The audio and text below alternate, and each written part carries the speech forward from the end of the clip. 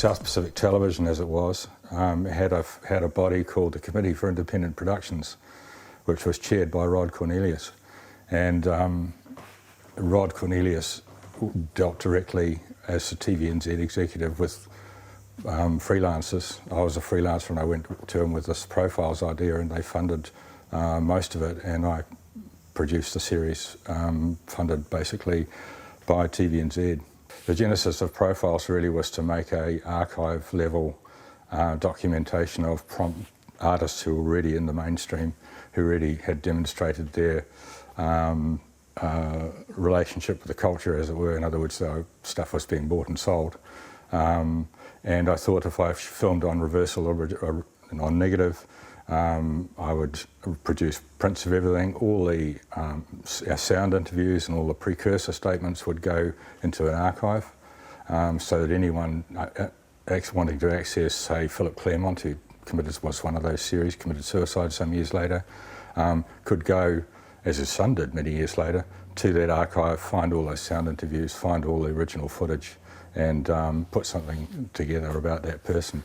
And that was Profiles 1, so 6 artists involved through that fund. Many, many years later I did Profiles 2, which we did a further 7 and they went out on Artsville. It came from a flat I moved into in Herne Bay, where I went into the basement and there was pocket-sized gin bottles lined up all along the studs, in the right away in the back in the dark. And this woman had lived there on her own, and out of that story of this woman who'd developed a taste for liquor bottles that you could put in your purse, came the story of Constance, which is sort of a middle-class girl. And yes, I co-wrote it with Jonathan Hardy, who at that time was the director of the Mercury. A lot of it was drew on my own childhood in Dunedin, which was fairly church-oriented and fairly straight middle-class Dunedin upbringing. So some of it was a reflection of that, and some of it was really a study of what happens when you come of age and you start working out what the world's about and how you can either get it wrong or right. And in Constance's case, she found everything pretty much wanting around her and erected a world of her own making around her, and was triggered by a catastrophic event to sort of, and slid eventually into the lady that I found in my flat who lined the gin bottles up underneath. It was pretty amazing. It was like a university class in how to make a camera go really fast, safely, because the whole thing was conducted pretty much at 80 miles an hour, real speeds, and the camera had to be anywhere where it was required to be around this car. So we either had to tow it or be on it, and so it was grip-o-rama really, and a sort of an object lesson on how to capture dialogue and the sort of things that you need to do in a fairly straight line adventure story when the whole thing's going really rapidly. Queen City Rocker was an adventure really for me. In the case of that, it was an unusual film in that it had music in it. I didn't like people breaking into song in films. That really annoyed me, and I had a background in making rock music videos, so some of it actually slid into the area of being music video, because I just couldn't have people bursting into song. Didn't want that. But I did want music in the film, so music either was played live or it came in the form of the soundtrack, which became, and then the picture started cutting to the soundtrack. But it was also very much a genre-built effort designed to sell by Larry, and to sell in particular markets. So it had a particular taste, some of which were just starting to emerge in Auckland, but some of them were foreign at that time. Gary was at that time a sort of a travelling poet, Gary McCormick, who'd been around most of New Zealand and delivered poetry in a lot of its pubs, and so we thought the two might, so the idea of Gary driving to Raglan and just thinking, why are people living here, you know, what are they doing here, and what do they do while they're here, was the simple notion that took him into the plot, as it were. And then we filmed a disparate set of locals do and explained why they were there and looked at their worlds. And I took all this stuff and thought, oh, this is rubbish.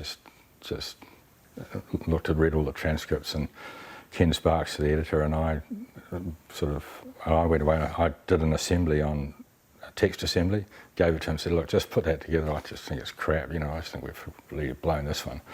And I put it together and realised that it was not crap at all. It was like the sum of the film was a whole lot of bits, but you got a sort of a mosaic pattern overview of the place, because you were here, you were there, you were there, you were there, and because of that you couldn't really settle in any one story. You were forced into this position of looking at the whole place with a lot of these bits in mind.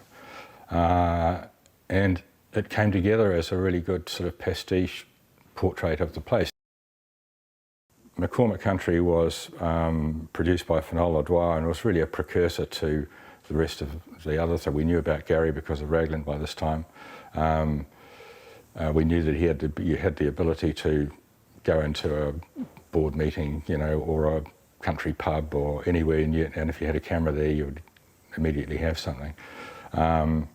We produced this, had this idea of, it was shot in a studio made as a living room, Gary's supposed living room, and the guests would arrive at the supposed front door. At the door, he would let them in and chat to them.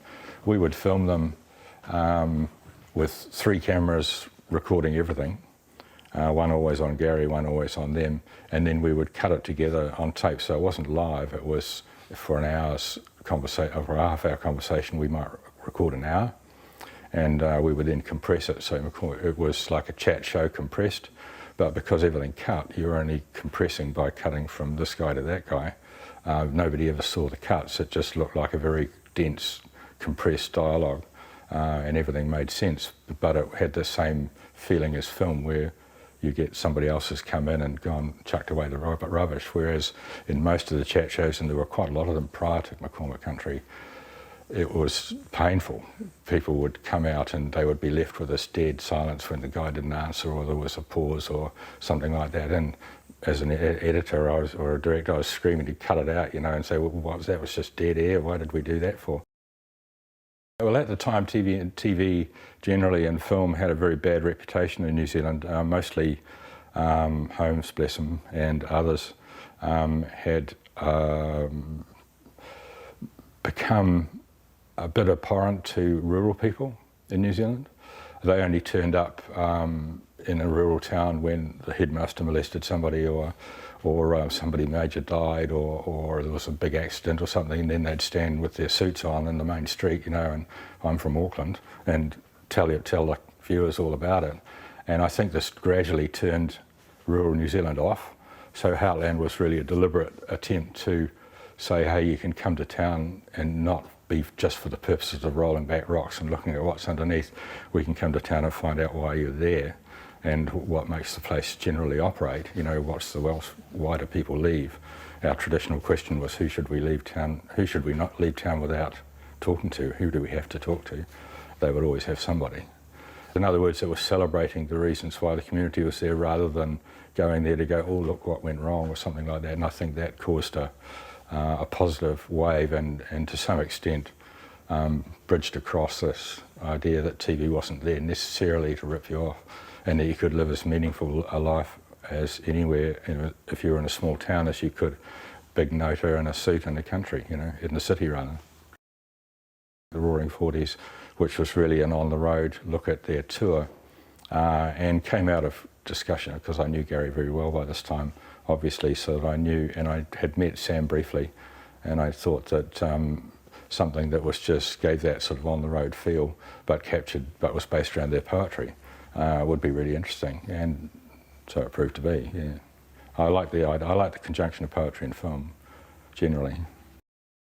The one that always springs to mind is snowy morning, cold morning in Dunedin with Sam Hunt, leaving Dunedin and making his way north to the Morraki Rocks, and then doing a piece of James K. Baxter, it was, on the Seal Rocks at Morraki. So no, just south of Seal Rocks by Seal Point, I think it was, yeah. I think that sequence, black and white sequence, leaving Dunedin in the snow, is probably the standout one for me. being a Pākehā New Zealander and coming from the south, I was unaware, I suppose, of the treatment of the Ngāti Whātua had at the hands of the settlers in Auckland, and the systematic way they were their land had been taken. And as I became more aware of it, I became a bit incensed about it, if you like. Yeah, so it just became self-education in some ways as to what exactly had happened at Ōkahu Bay and on Bastion Point. And I don't think a lot of Aucklanders knew, and the film went down quite well because of that fact that a lot of the actual facts of the case of what had happened to Ngāti Whātua and why they wound up on that place. There was a lot of outrage about how well they were being treated, but when you looked into the history, you realised that anything they got was peanuts compared with what they lost through the early period of the founding of Auckland.